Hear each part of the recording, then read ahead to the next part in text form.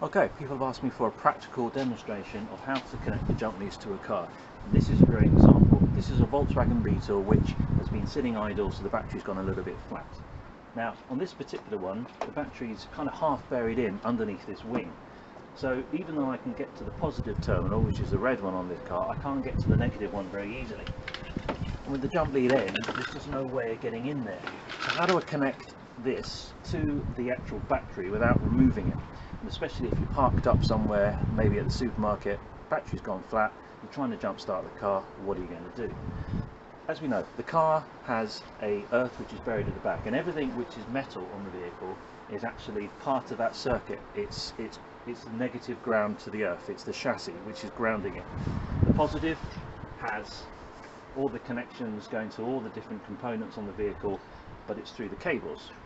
So anything therefore where I can touch with the car, which is ground, is going to be the same as touching the negative terminal of that battery. Let's give you an example. So if I put the voltmeter on, you've got one of these, and I touch positive, so let's connect that up there.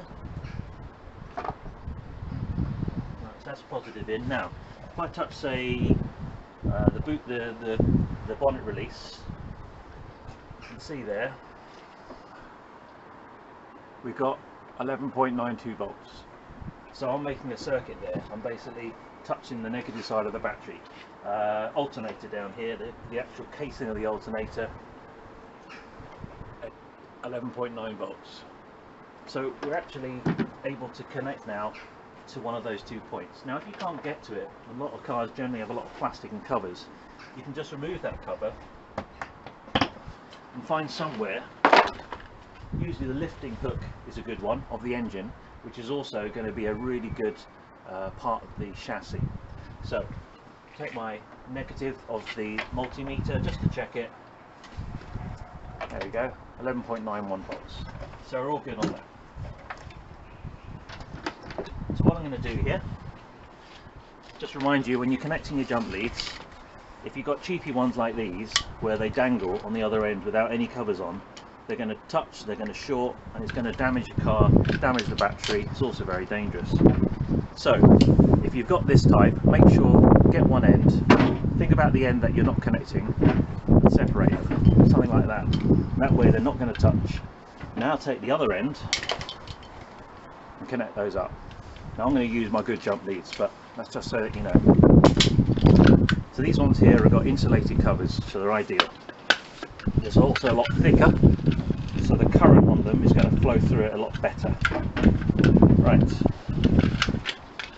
so positive, negative. I know the other ends are okay because they've got insulation on. Let's check the positive. Let's connect it on here. That's good. Negative now, I'm going to go to the engine lifting hook, which is a good ground. The other end of the jump leads, got a battery here. So fortunately I have a spare battery, but let's just pretend that this is the car that you're jump starting from.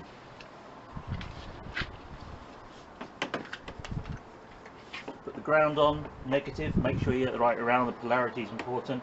So negative on the battery, I've got the black going to the chassis on the vehicle, so that goes on there, and the positive goes on the positive.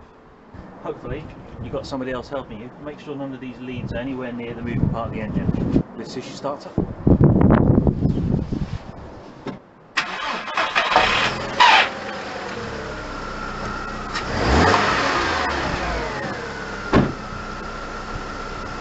All good. Right, as soon as the car's started, take the jump leads off as fast as you can.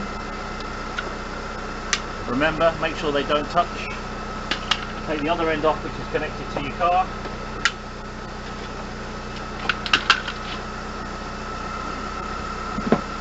You don't get the engine.